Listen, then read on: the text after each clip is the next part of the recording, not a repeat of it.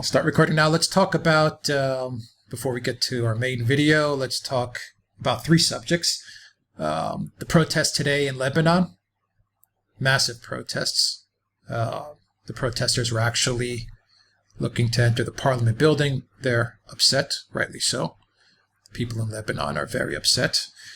Let's also talk about a New York Times article on Chaz Chop, which is an interesting article from the New York Times. That's why we're going to discuss it, is because it is coming from the New York Times. Yeah, exactly. And let's talk about also some developments with the Belarus Wagner Group update, which is also an interesting update on that. So let's first just give an update. Lebanon protest today.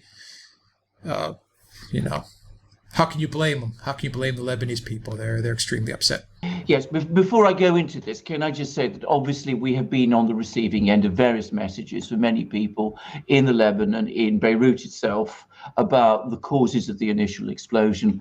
I just wanted to say that we're listening to everything you tell us with great care and great attention. And when we pointed out when we did our other video that we were basing it on the official story, we can't, we're not assuming anything you want to tell us which is interesting, we will listen to and hear with great interest. Now, about these protests, this is completely unsurprising. Lebanon, as we said in our video, has been going through a terrible time, that the people of Beirut and of Lebanon are now protesting and are becoming angry with a political establishment that has so completely failed them, both with this explosion and with the preceding economic crisis, and with the volatility there is in the economic world and the political world of Lebanon, and the rampant corruption there. That is completely not surprising at all. And what I'm hearing at the moment is that the Foreign Ministry building has been stormed. There's been an attempt, as you said, to storm the Parliament building, and no doubt, and I have no doubt, this thing is going to grow and become stronger. What will come of all of this, I am not so sure. The great problem with Lebanon, the crisis, if you like, with Lebanon, is that every so often, every couple of years, something shocking and terrible happens there. People say, this system is totally beyond repair. It needs to be reformed. There are protests. There was the Cedar Revolution, if some people remember, a couple of years ago. There's all these protests, all these movements, and then somehow we default back to the system, the corrupt system that we've had previously. Obviously, I hope it will be different this time, but past experience makes me worried that it won't be. Yeah, the Lebanon problem is at its base. Outside of the terrible tragedy that happened, at its base, Lebanon is suffering from a corrupt financial system, a deeply indebted and a very corrupt financial system. And of course, you can take it even one step further and say it's just that lack of stability and leadership in the government position. In Greece, Alexander, we always say that, the current government you have, the next government will be even worse. And then the next government after that will be even worse. And I think that's the type of spiral that Lebanon is. Lebanon has. You're absolutely right. I mean, the corruption in the financial system and in the economy, by the way, a corruption which betrays the tremendous entrepreneurial drive many Lebanese people have, and their huge capacity for hard and honest work. But, the system itself is incredibly corrupt. That, I think, is linked with the corruption of the political system, which appears to be deeply factionalized in ways that it is impossible, it seems, for Lebanon to fully overcome. And I hope the day will come when that factionalization will be overcome, and that Lebanon, and the people of Lebanon, I should say, because I've met them from every sort of community and religious group. I know lots of Lebanese people. They are actually a nation. Of that, I have no doubt at all. Lebanese people form a nation, whether they're Christians, Muslims, Sunnis, Shias, whatever.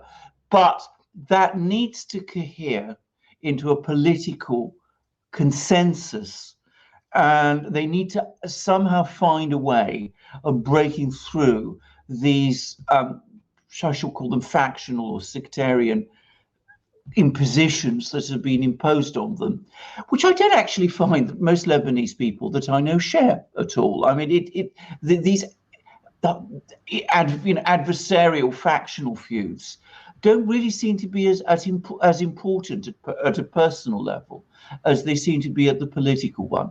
So I hope Lebanon can overcome this. That's why, I think that these protests we're seeing in Beirut now, and, I'm not somebody who's generally comes out and says protests are automatically a good thing. But in Lebanon, I think they're probably a necessary one, because people need a proper, comprehensive shakeout and clearing out of the political and financial system and of the tremendous corruption that exists in both. But whether it will happen, we shall see. As I said, past experience doesn't give me a great deal of hope. Right. Well, as long as the protests don't get violent, as long as it doesn't turn into a color revolution. And if we're on the subject of color revolutions, Alexander, it looks like, let's shift gears, it looks like Lukashenko in Belarus is now warning against color revolutions as the election approaches, which I believe is August 11th, if I'm not mistaken, or 14th? I think it's August 9th. I think it's Sunday, August 9th. So okay. It's coming up very fast. But we are making this broadcast, I should make it clear, before this, very imminently before this election happens. Now, I mean, this is becoming a most bizarre election, and this business of the 30, I think it's 33 Russians, not 32, who've been detained in Belarus has now taken an extraordinary, even bizarre twist, because the word that's now coming out of Moscow and to some extent of Minsk, that's the capital of Belarus, has changed now completely, in the sense that these 33 Russians, that they're still classified as mercenaries, supposedly are not Wagner Group mercenaries at all. This whole thing allegedly was a scheme hatched up by Ukrainian intelligence, which used Rosneft, used sort of dummy Rosneft accounts to set up a kind of sting where they would lure these people into Belarus, under the impression that they were going to be sent off to guard Rosneft facilities in Syria and Venezuela and wherever. Only, of course, when they arrived in Belarus, to denounce them to the Belarusian authorities as being sent by Russia to destabilize the election and to back the woman who is currently the alternative presidential candidate. Now, this is an extraordinary story. I have to say, in this part of the world, I'm not saying it isn't true. It could very well be true. But the result is a complete switch in the mood music. Lukashenko and Putin have now talk to each other. They are the best of friends again. Lukashenko has given an interview, interestingly enough, to a Ukrainian journalist, in which he called Putin his elder brother. And he's now warning of the dangers of a plot to stage a Maidan uprising in Kiev on the day of the election. And he's in Minsk. In Minsk, that's right, in Minsk, in the center of Minsk. And he's made it absolutely clear that if anything like that happens, the riot police, who are very loyal to him, will disperse it. And he's also arranged for the campaign manager of the chief opposition candidate to be arrested. So just before we did this broadcast, I learned that he'd been arrested also. So we now have a switch. So a few days ago, Russia was the person that, Lukashenko was blaming for everything. Now it's switched to Ukraine. It's difficult to keep to keep a level head in all of this. I mean, because it's one story one day, a completely different story the next day. What the truth is, I am not going to speculate. All I will say is that I always did find the theory that the Russians were out to destabilize Lukashenko rather far-fetched, because it didn't seem to be in their interests to do. So that, you know, the Ukrainian intelligence might have been up to something. I don't discount it at all, but I'm not going to pretend that I know where the truth is. What I will say is this: Lukashenko, I'm sure, will win the election. I am sure he will maintain control, given that he seems to be tilting back to Russia again. If all of this was done, all of these, you know, actions were done in order to get him to distance himself from Russia, if that was the plan, either someone else's plan or conceivably even his own plan, then it may have backfired. And it looks as if, from the latest words, that he's now teaming up with the Russians again and might be moving more close to them again. So we shall see. I mean, it's a very strange situation, and I'm not going to pretend I know for a fact or definitely where the truth lies. Yeah, this story could be Russian disinformation too. It could be that. Really could be Russian disinformation to muddy the waters, but usually the truth is probably somewhere in the middle. Yes. My hunch is that, Yeah, you know, these guys probably were mercenaries, Wagner guys. yeah, Maybe they were in transit from Minsk. Minsk is a pretty popular transit point Oh, absolutely. between Russia, Ukraine, and the area. Yes. These guys were in transit. Yeah. Lukashenko probably thought it was a smart move on his part to concoct this story, and he's kind of now been busted. That's my hunch, that it's probably somewhere in the middle, and it lies with a buffoonish move by Lukashenko. I'd rather agree. I mean, it's the kind of thing he might do. I mean, it's sort of overcomplicated way of showing to the Russians that, you know, really he's, you know, strong guy you can't really push around. And now he's discovered that maybe this wasn't such a good idea on the eve of an election where he might very well need Russian backing after all. So, you know, it looks as if he's rowing back. But, you know, this is a weird part of the world. And when you said that Minsk is a great transit place, I've never been there, but my wife, I should say, goes there regularly. And she's described to me how, you know, you get this extraordinary situation where you go to a hotel in Minsk and you find, you know, members of NATO military on one floor, members of the Russian military on the floor above that, and members of the Chinese military on the floor above that. I mean, they're all mixed up together and sort of crossing paths and doing all kinds of things. And Lukashenko tries also to be on good relations with both Russia and Ukraine at the same time. Russia and Ukraine, at least in Ukraine's perception, are at war with each other. So it's a very difficult balancing act to follow also. So it's a weird part of the world in these terms. And it's difficult to know where the truth is. But quite likely what you say is true, and that this is a cover story that has been cobbled up in a hurry in order to give Lukashenko a way out so that he doesn't, you know, find himself head to head with the Russians. Yeah, an off ramp. Anyway, all right, let's talk about Chaz Chop. Now, what's the New York Times article on that? Well, this is an astonishing article. Now, I say astonishing, as you rightly said at the start of the program, not because of what it says, which is exactly what we have been saying on the Duran all along. We were saying it would be the case from the day Chaz, as it then was, started, but from the fact that it has appeared in the New York Times. Now, what happened is the New York Times has sent one of its reporters to Seattle. That person has now spoken to people who were running local businesses in the area where Chaz Chop, you know, was for a time the ruling power.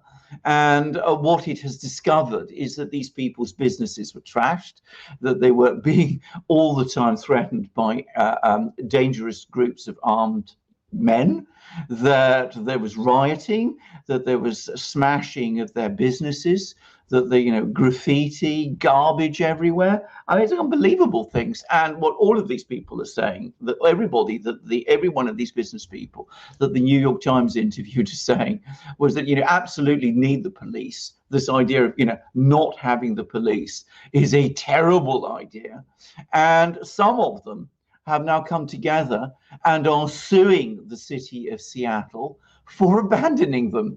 Now, you know, for me and for us here at the Duran, this is no surprise at all. I mean, it does give some rather vivid descriptions of some of the things that were going on during the time of Chaz Chop, where, let's remember, there were officially 6 shooting incidents and 2 murders. But it's nothing that we would be surprised about. But it is interesting that it's come out in the New York Times, and I wonder what some of the people who write for the New York Times, some of these people who can't bear U.S. senators writing op-eds that they don't agree with, how they would react to all of this, and how many of the readers of the New York Times who've been hearing the New York Times telling them endlessly about how peaceful these protesters were, how they react to reading all about this. I mean, it almost comes across from some of the descriptions as a sort of place that was heading very much towards a kind of Mad Max type situation, and that is exactly how it's described. People need to read this article. One thing that was interesting, and which didn't surprise me either, is that there does seem to be a very early beginning of a split, embryonic split within Chaz Chop, between the Antifa elements and the elements that saw themselves as more about BLM, that they were starting to go in different directions. And some of the BLM people were blaming some of the Antifa people, who they were very keen to say were white. Whether that's true or not, I'm not going there. But, they're very keen to blame Antifa for the worst of the violence and the worst of the disorder and the rioting. Well, that wouldn't surprise me if it was true.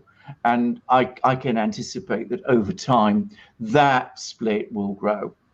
But very embryonic, at least in Chop Chaz, and maybe not the really interesting point about the story. The interesting point about the story is defund the police, do away with the police, allow people like Chaz Chop to establish themselves in your neighborhood, and you're in for a lot of trouble. Yeah, I agree. The interesting part is the New York Times element. Over time, I think the two groups can't coexist side by side over time. If Antifa will get pushed out, they'll get thrown under the bus, and they'll. I think the globalists and the Democrats and the elites will focus more on BLM, and they'll fund BLM. I agree. I agree. With a lot more cash than they'll fund, and they'll operate Antifa.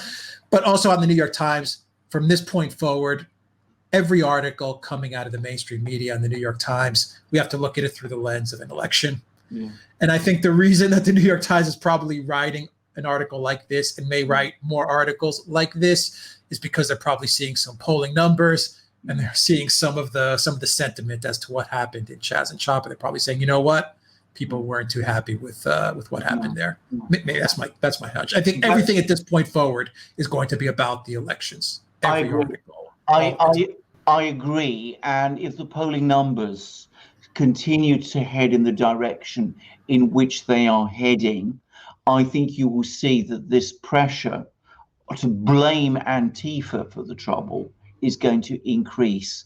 One of the very interesting points about this article was that the New York just slips out the fact that there's been trouble in Portland, and it blamed Antifa for it. So Antifa is being built up as the fall guy for the fact that these protests are not quite as peaceful as, after all. Antifa is dispensable. They use it. If it becomes an inconvenience, it becomes a problem, they can drop it. BLM is a different thing entirely. Yeah, they've put too much money into BLM. Absolutely. They've invested far too much. Invested far too much. Yeah. I mean, the New York Times' whole 1619 project isn't going to turn on BLM. But Antifa is another matter. Yeah, they're expendable.